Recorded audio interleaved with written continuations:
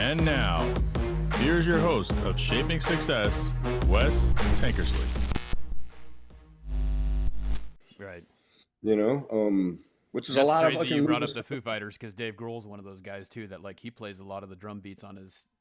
I'm surprised he didn't sing. Well, I know like the first album they did, it was the same thing. Like he sang, he played the bass, he played the guitar, he Yeah, played the drums. It's a yeah. lost art. It's one of those guys, man. One of those guys. And, you know, and to do it to tape, because tape, everything's punched. So they have to, like, you'll see the engineers, man, like they'll be like, sitting on the board like this and listening to the, and Pro Tools, man, everything is just like, all right, man, here, let's just do it again. Boom. All right, but, all right, man, I tried. One more time. Boom, boom. Okay, I got it. And then that guy can just take what you just did those two times and edit right there, real time Right. on the screen, and put it perfect and be like, boom, all right, that one's done. Now, if that part ends up anywhere else in the song, you can just grab it and put it there. So now you've done the whole song in like 30 seconds, and it takes a bit of the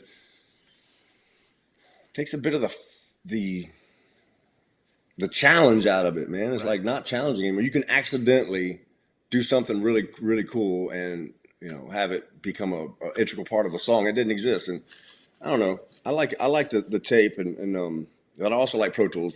I mean, I can definitely taught myself how to run Pro Tools. Have you guys ever thought about going back and doing an album the old way, or is that just No, kind I of don't think so. No, because and I'll tell you why. Because the amount of money it would take to do that, and this is gonna sound like I've given up on the music industry. And this is not that at all. It's actually the opposite. But the amount of money it would take to do a record to tape with a producer in a studio, with having to go back and find guys that can still do that. There's not many of them out there that can still even do tape. There's a handful probably. Would take 18, 19, probably 20 weeks in a studio at $2,000-3,000 a day to do it. So you're looking at, you know, $500,000 just in studio time. By the time you got done putting that record out to the fans, it would probably be a $1.2-1.5 million record before it even got promoted. Just yeah. in man hours and work. There's no way to really recoup that money anymore. There's no way to sell records to make that amount of money. Right. You know, so you basically, you either got to do it in a closet for $25 or you don't make new music. Yeah, it's You an know, interesting that's situation the the way that it's gone, because you don't put out physical copies anymore, and now you're getting paid by streams instead of. I remember going down and spending $20 on a CD every week when I got paid, and it was like you can't do that anymore. Now it's like I pay $8.99 and I can listen to whatever I want, yeah, a month. and that's the way it is, man. And you know, what a day it was when I surrendered to that. You know, because I Yeah, fought it, man, like everybody else. I was a CD guy and a record guy and a tape guy, and you know, my whole life, like I told you, I only had two cassettes for like 5 years. When you know, just two, and the only two bands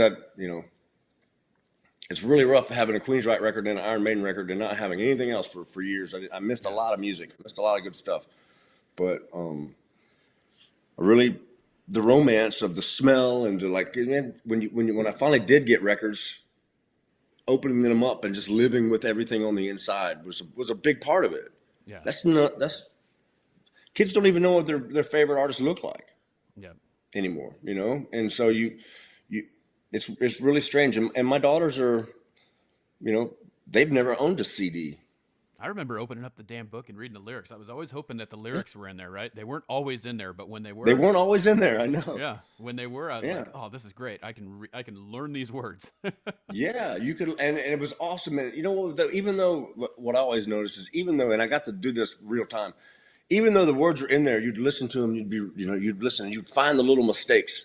There's Yeah, always little like mistakes that the guy didn't sing, and so you know that the singer of the band wasn't translating the lyrics; it was someone else. right.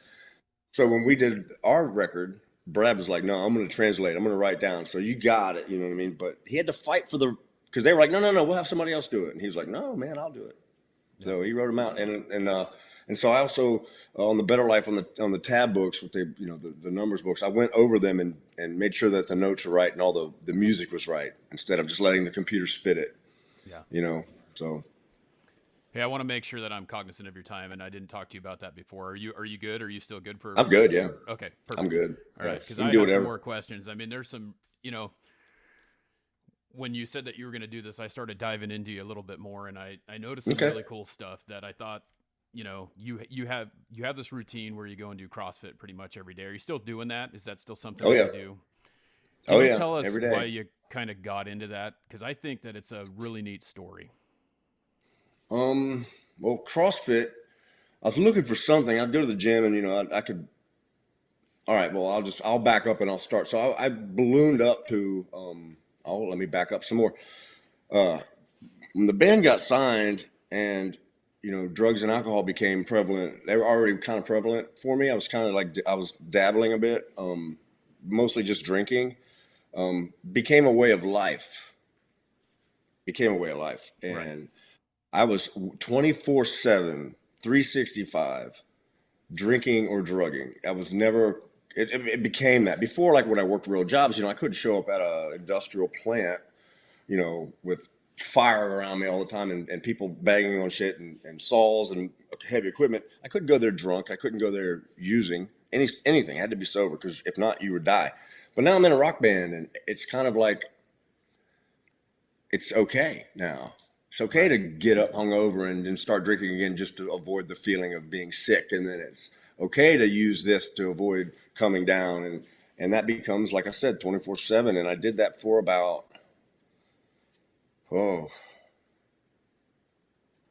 7 years straight.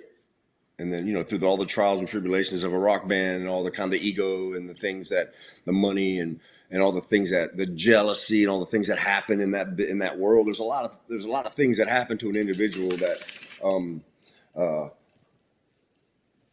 that aren't really that comfortable. And you start using over those feelings, you know what I mean? The feelings of, yeah, because you don't want to feel bad. You don't want to feel jealousy. You don't want to feel anger. You don't want to feel all these things. And when you're living in close quarters with people and there's money and there's all these different things that egos pop and friction but in order to stay, all right, in order for the band to stay on the road, you have to fix that shit or you have to figure out a way to get through it. Right. I just got hammered and that's what I did. And, it came to a head. I forget, like, I don't know, 08 maybe, something like that. It came to a head and I went and I got clean. And when I did, man, I gained probably 150 pounds, something like that. Went from, well, more than that. Not more than that. I went from like probably 185, 190 to 287, almost 300 pounds. Probably got to 300 before I started losing weight. And then, so I changed my diet and discovered, trying to work out. I was trying to run. I was trying to go to the gym and some weight came off, but it really didn't. I couldn't really go work out. I'd go to the gym for like a week or two and then I wouldn't go back. And I was spending all this money at Gold's. I was spending all this money, all these gym memberships and fucking trainers and just different things. And I'd get all excited about something, but I couldn't really do it. And it kind of sucked, man. But I had some work done at my house, and there's a guy showed up every day. He was jacked, man. He's ripped veins and everything, and he was wearing every day. He had a different CrossFit shirt on, and it would say CrossFit whatever, CrossFit Rhode Island, CrossFit this, CrossFit that. And I asked him, man, I didn't know anything about it. I was like, man, what's CrossFit? And he's like, man, I could try to explain it to you. He's like, but what are you doing tomorrow morning? He's like, why don't you just go with me? I'll take you to my CrossFit gym. And he did, man. And I've been every single week since that day. That dude completely changed my life. What I like about CrossFit, not only is it always hard, because it is, never gets easy, but there's always a coach and there's always a class of people that are doing the same thing. And it becomes about this community of people. It's really crazy. And I bought into that whole thing. I went and got certified as a level one, and what do they call them? Level one certification. It's tricky the way that you got to word it. But I became certified to coach CrossFit. I do very little of that, but I can, I guess. But I went all in, man. Both feet. I lost 130 pounds, 32 pounds to get exact. I went from 287 to 163. So do that math. You know what I mean? That's Well, and you 100. look if you go back and you look at like when you kind of ballooned up or whatever, you don't look like the same person. I mean, it's like, holy smokes, where'd this guy come from? You know, it's crazy. Yeah, it is crazy, man. And my kids were, and my little girl, you know, kids, they don't have a filter. So I think parents, she looked at a picture of me. It's a picture of me and Brad and Greg, the soccer the soccer goalie for the USA women's team, Hope Solo, I think was her name. Uh-huh. And we did a one of those shows out in George Lopez show. She was there, and we took a picture. I had this jacket on, and my belly would come out of the jacket, and my little girl was like, "Dad, look how fat you are." And I was like, "Oh my God!" Like that's when it sunk in that I was like, I was probably gonna die from that. Like I was gonna die from being overweight. Is what it basically amounted to. So that's when I started trying to figure it out, man. And and I did. I feel like I enjoyed watching that because it just kind of, it seemed like you have this routine, and you know, listen to that other interview I listened to the other day. You were talking about like routines and how you before you play, and it's just like, to me, that's the way I am. It's like routine is something that keeps me doing what I need to do and keeps me in shape and keeps me in, you know, that structure is something that I've always loved. And that's what I like about it. You know, and I think for me, that structure and the routine is a big part of it. But also, there's this wealth of knowledge that exists that you got to go get. And once I figured out that being in shape wasn't about getting lucky or about good genes, as for a guy like me, as much as it was going to be about for like figuring out the routine, figuring out what my body was going to respond to, and how to make my body do different things. And like, there's all this information that I didn't have that I had to go find. And that's what drove me, because that's what drives me. When I find something I want to learn about, I go for it. Yeah. And I went for the healthy thing and learned a lot, man. So I became a company called Working Against Gravity. I became a Working Against Gravity diet coach, and you know, paid whatever the money to go to school and everything. And I'd get up at about 3:30 in the morning every morning and do like 5 hours of class online to take these little tests to become certified. And here I got the book right here, man. Like, this is all the information. How do I show it to you? How thick it is. But this is like all the stuff. I printed all of it out, like page by page. And like I jumped right in it and learned how to do that stuff. And so now I can help other people that want to lose a little bit of weight or want to get, you know, if you want abs or you want to build muscle, burn fat, like there's a way to do all those things. And it's not starving yourself. You know, it's not being hungry 24/7. Being hungry is part of it, but not starving. So, you know, there's a way to do all those things. And I figured out how to do them and was able to get abs, you know, and was able to become in insane shape at one point, man. Probably I'm not as lean as I used to be, but I don't really care. I feel great. But at one point, man, I was like ripped, completely ripped. And I didn't think that I would ever be able to achieve like that amount of body fat. Like I was basically like probably 6% body fat. It was like nuts. Which is crazy because like I know I'm a bigger dude. Like I'm 6'3" and I weigh about 285 right now. But you never think like when the body style that you had before was similar to like kind of where I've been at. And I would never think that I could make that happen. But you can. Six pack abs. I mean, it was, I think I saw a picture the other day. It was more than 6-pack abs. Yeah, dude. Well, hey, man, like I was completely jacked. WAG, Working Against Gravity, they sent out like a filmmaker, and he followed us around, and he went to CrossFit with me, and went to it was on the road, so he went to catering with me, and I'm like weighing my food and showing people how I'd like did it. And that's what I saw. That was the one that I saw, and it was just like, yeah, this is my whole life. I mean, because I've been on a diet my whole life. I mean, that's just the way it is, and it's like that's what it is. You got to do those things. It's tough. It looks like it's a little over the top, but the fact of the matter is if you have, you know, the kind of body type that I have or what you similarly had, it's like you have to be really dialed or it's not going to happen. If you want those things, you got to be dialed. Yeah, especially if you come from a place of bad habits and no one has ever taught you how to eat properly. And like my parents didn't teach me how to eat. They just, you know, everything was bacon and fried and out of a package, and that's how we did it. And you know, when you come from that that part of that lifestyle into this lifestyle, you have to, you got to pay attention to every gram of everything and pay it, because it's not sustainable. Abs like that are not sustainable for guys like for me. Yeah. I mean, I'd have to stay on that diet 24/7, and it's almost impossible. I can do it for 12 weeks. I can do it for 18, 20, 20 weeks, but then I got to get a break, man. Right. It's just like, wow.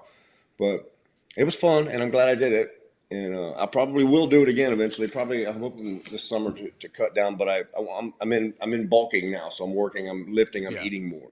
So I'm a bigger guy at the moment. And when I trim down, hopefully I'll have more muscle. So we'll see how it works. I'm I'm I'm glad that I can I'm glad that I can do it to the point where like my foot's almost on a gas pedal. I can control my weight a bit and let off and control it and let off, and then I can Right. suck on up and be super lean if I want to, which just takes a lot of effort, but Yeah. I can do it. You got to put in the work. That's all there is to it. Yeah, man. But there's other people out there that just eat what the hell they want and they got abs, but you know what? Good for them. Yeah, that's bullshit. It is. It is. I want to ask you. I have one question that I ask every time, but I got a couple of Three Doors Down ones because obviously you're the guitarist for Three Doors Down, and we didn't talk a whole lot about that. But I think that people know that. Like, I feel like the success story is the fact that where you came from, and I really enjoyed listening to that story. What do you think is the most underrated song that Three Doors Down has done? Ooh, wow.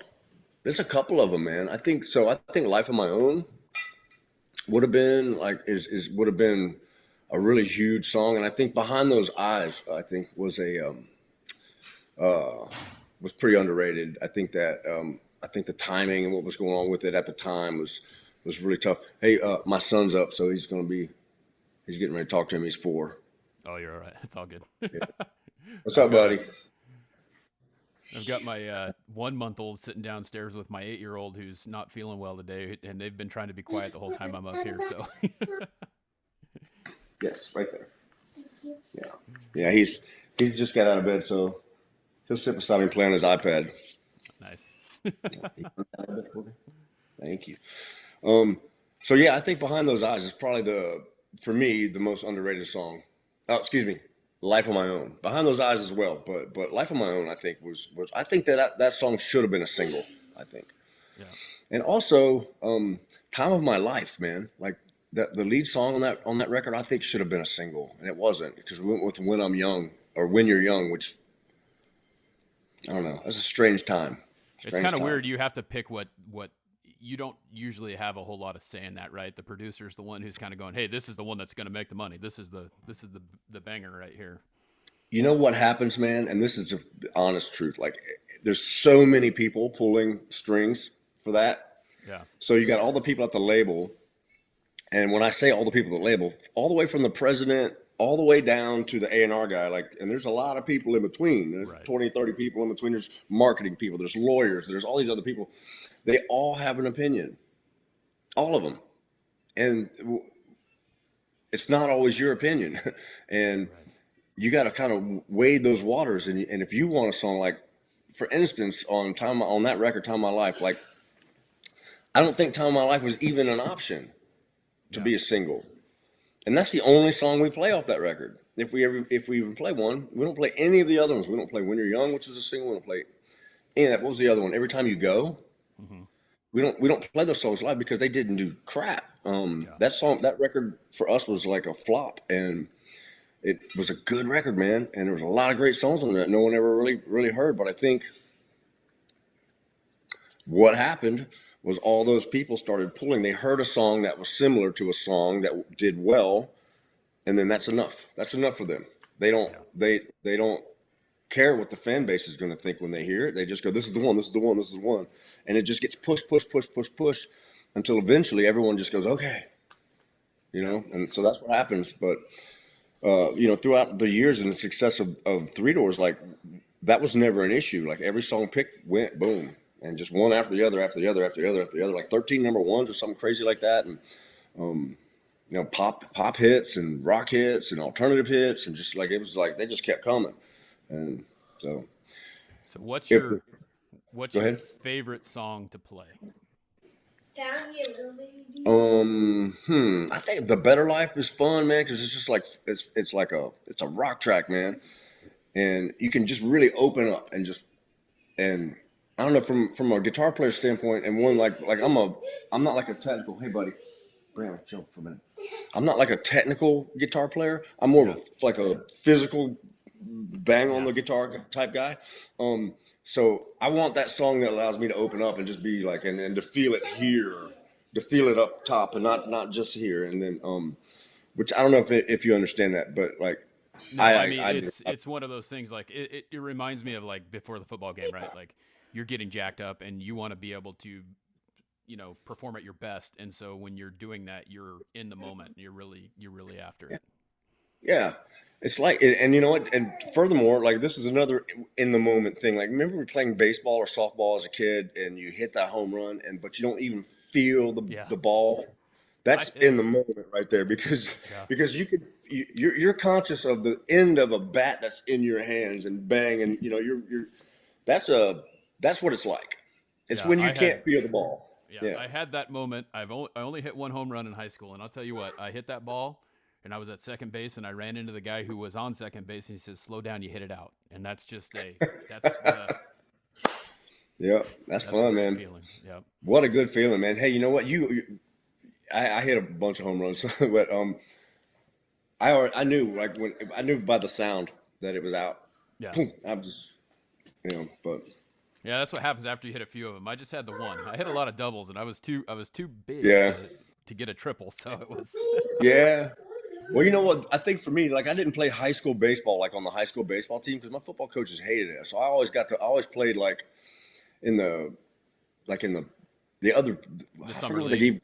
Like Babe Ruth here is what they called it, but it wasn't Babe Ruth. It was like it was different because everything was sponsored. So it was like I played on a sponsored team. Yeah. A lot of kids would and they recruited. So I mean, we were good, but it wasn't like it's like travel teams. Travel baseball, does that make sense? Yep. Yeah. Yeah, I know what you're talking about. Yeah, I coached. I was kind of hiding from my football coaches, but yeah. Hey, I'm going to ask you this last question before we get there. What do you got going on? Is there anywhere that you do want people to follow you? Is there anything we can give a shout out to? What are you looking for? Yeah, well, I'll tell you. It's funny. Just recently, I started a gun business. I don't know how people feel about guns. I don't really care. I love them, and I think in America, it's important that we exercise our our rights as far as that goes. So I build custom rifles, and I have a company. It's called MTR, Middle Tennessee Rifle. Company, right? Yep. Yeah, and I started it just to see how it would do, just to see if people responded to it, and I sold every gun I built, and in 3 months, I sold probably close to 18 or 19 guns, and without a website, without any sort of advertising or any sort of plugging like I'm doing right now, like shameless plugging, which I appreciate. Yeah. I appreciate you being here. Hold on, buddy. Yeah. Hold on a second. Hold on 1 second. Yep. Right. It's okay. It's all right. All right. It's okay, buddy. It's all right. I'm not gonna break it. He thinks I'm gonna break my daughter's computer because my computer's sitting on top of hers. So it happens. It's okay. I straightened it out. But it's MTR, Middle Tennessee Rifle, and it's mtrgunworks.com. If people want to go check it out. Right now, I'm out of stock on all guns and lowers, but in the next couple of weeks, I'll be back because the gun business booms. So I'm not able to keep guns, rifles, and I'm not able to keep lowers in stock. People buy them as fast as I get them. So yeah, and that's on your Instagram account too, right? Your website is on your Instagram. Yeah, it's on my Instagram account. They can go there and just click on it and check it out. I sell hats and stuff like that. And I have a lot of parts in stock. I just don't have any like actual lowers or rifles in stock. But it won't be long. So, awesome. But I build really nice ones, and I build them one at a time. I don't have a stock gun that I sell. I build each one for each person as they order, and I do it myself. I do the test fire. If they're in town where I live, they can come do the test fire with me. Brandon, stop. Okay. And that's how it goes. It's pretty cool, and I love it. It's good work, and they can't take it away from me. Yeah, that's they can't tell me that I can't do it because I might, I don't know, They can't tell me that I can't do it. So Yeah. Yep.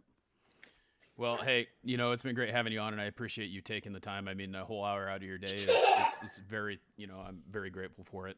The show is called Shaping Success, and we talk about, what success is. And basically, I want to know how you would define it, because I think it's different for every single person. So how would you define success? Okay, I mean, I actually thought about this a little bit because you mentioned that to me before when we were like just through the correspondence. To me, I think success for me is just the ability to do what you want, when you want, as you want, and